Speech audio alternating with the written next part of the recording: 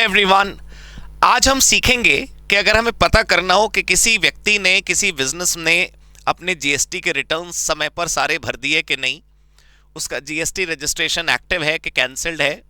आप पूरा का पूरा फाइलिंग फ्रीक्वेंसी चेक करना चाहते हो कि जब जब फाइल होना चाहिए था वो हुआ कि नहीं, वो क्वार्टरली फाइल करता है या मंथली फाइल करता है, सब कुछ आप पता लगा सकते हो बिना उससे पूछे। आपको सामने वाले पर प्रश्न पूछने की कोई ज़रूरत नहीं है, आप उस पर निर्भर नहीं है। आपकी कोई डिपेंडेंसी आपकी नहीं है कि साहब आप उससे पूछेंगे तभी आपको पता चलेगा। हाँ, जीएसटी नंबर या कम से कम पैन नंबर आपके पास होना चाहिए जिसका आप चेक करना चाहते हो। पैन नंबर डालकर जीएसटी कैसे पता लगाते हैं वो मैं आपको एक अलग वीडियो में बता चुका हूं। आज मैं आपको बताऊंगा कि अगर आपके पास किसी का पैन नंबर हो या किसी का जीएसटी नंबर हो, सिर्फ नंबर चाहिए, आईडी पासवर्ड नहीं चाहिए, तो आप कैसे पता लगा सकते हैं कि उस व्यक्ति का कितना रिटर्न भरा हुआ है, एक्टिव है कि नहीं है, फ्रीक्वेंसी क्या है, वो क्वार्टरली फाइल करता है कि मंथली। चलिए दोस्तों, इसको सीखते हैं। यहां पर ये जो gst.gov.in का पेज है, यहां पर सर्च टैक्स पेयर का एक ऑप्शन होता है। सर्च टैक्स पेयर में आप चेक करेंगे तो आपको दो अलग अलग ऑप्शन मिलेंगे। देखो, search by GST, search by pan. तो अगर मेरे पास जीएसटी नंबर है, जो कि है इस वक्त, तो मैं सर्च बाई GSTIN करके आपको दिखाता हूं। मैंने जैसे ही जीएसटी नंबर यहां पर टाइप किया, यहां पर कैप्चा कोड के लिए बॉक्स बनकर आ गया। मैं कैप्चा कोड एंटर करने के बाद आपको दिखाता हूं। सर्च का बटन हमने प्रेस कर दिया और यहां पर आप ध्यान से देखिए, सारी डिटेल यहां पर शो होने लगी।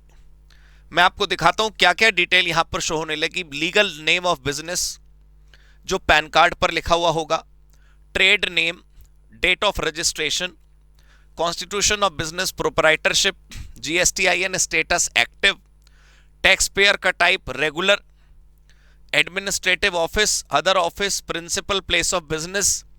फिर उसके बाद देखिए क्या आधार ऑथेंटिकेशन इनका हो रखा है, इनका KYC वेरीफाइड हुआ कि नहीं हुआ, इनकी बिजनेस एक्टिविटी, ये किस में डील करते हैं।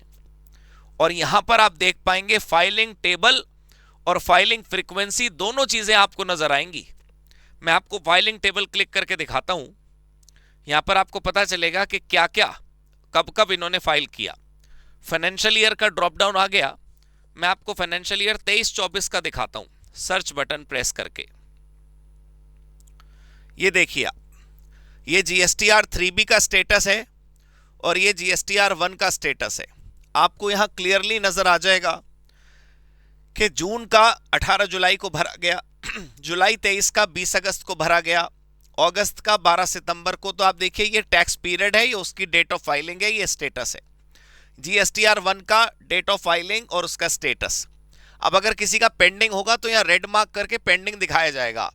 तो आप सोचो, कोई व्यक्ति आपसे कह रहा है, कोई मान लो व्यापारी आपको सामान बेच रहा है, आप किसी से कुछ खरीद रहे हो, वो आपसे जीएसटी चार्ज करता है और आप चेक करना चाहते हो भाई कि जिसको हम इसको जीएसटी पे कर रहे हैं वो सरकार तक पहुंचता भी है कि नहीं, ये बंदा रिटर्न भरता भी है कि नहीं, ये कह रहा है जी मैं जीएसटी रजिस्टर्ड हूं, तो कंप्लायंस वगैरह करता है कि नहीं। जीएसटी रजिस्ट्रेशन होना तो बहुत सिंपल है, आप फॉर्म भरिए, रजिस्ट्रेशन हो जाएगा। हालांकि आजकल वो भी सिंपल रहा नहीं, लेकिन मैं कह रहा हूं चलो यार, जीएसटी नंबर तो ले लिया तुमने, अब उसको निभाना भी तो मुश्किल है। रिटर्न भरना है हर महीने, हर क्वार्टर, हर साल। तो फिर वो किसी सामने वाले ने किया है कि नहीं किया और आप पता लगाना चाहते हैं, then you can come here. अब मैं आपको वापस लेकर एक बार ही चलता हूं फाइलिंग फ्रीक्वेंसी दिखाने के लिए। यहां पर मैं आपको दिखा रहा हूं फाइलिंग फ्रीक्वेंसी क्या है कि फाइनेंशियल ईयर 24-25 में अप्रैल से जून में मंथली थी, जुलाई से सितंबर में मंथली थी, अक्टूबर से दिसंबर तक मंथली थी, जनवरी से मार्च मंथली। यानी कि ये बताना चाहते हैं कि क्या पता अभी तक तो हम मंथली हैं, किसी पर्टिकुलर क्वार्टर से हम अगले साल से हम शिफ्ट हो जाएं दूसरी स्कीम में, तो हम वो बताएगा कि कौन से क्वार्टर में आप मंथली थे, कौन से क्वार्टर में आप क्वार्टरली थे। वैसे ईयर के स्टार्टिंग में ही आप कंपोजिशन में जा सकते हैं, QRMP आप कभी भी ऑप्ट कर सकते हैं। क्लियर हो गई जी बात आपको? तो बस ये मुझे समझाना था कि पूरा किसी का प्रोफाइल अगर आप निकालना चाहते हैं तो सारा प्रोफाइल आप बड़ी आसानी से निकाल सकते हैं। आपके पास जीएसटी नंबर होना चाहिए। आपके पास जीएसटी नंबर नहीं है लेकिन पैन नंबर है, तो फिर वो वाली वैसे मैं वीडियो में अलग बता चुका हूं आपको, लेकिन फिर भी सर्च बाई पैन करेंगे, यहाँ पैन नंबर डालने से जीएसटी नंबर आ जाएगा और फिर जीएसटी नंबर से वो सब आ जाएगा जो हमने अभी अभी सीखा। ठीक है, मैं उम्मीद करता हूँ आपको ये वीडियो अच्छी लगी होगी, इससे आप कुछ सीख पाए होंगे। आगे भी हम ऐसे कंटेंट आपके लिए लाते रहेंगे। Thank you so much, God bless you, good bye.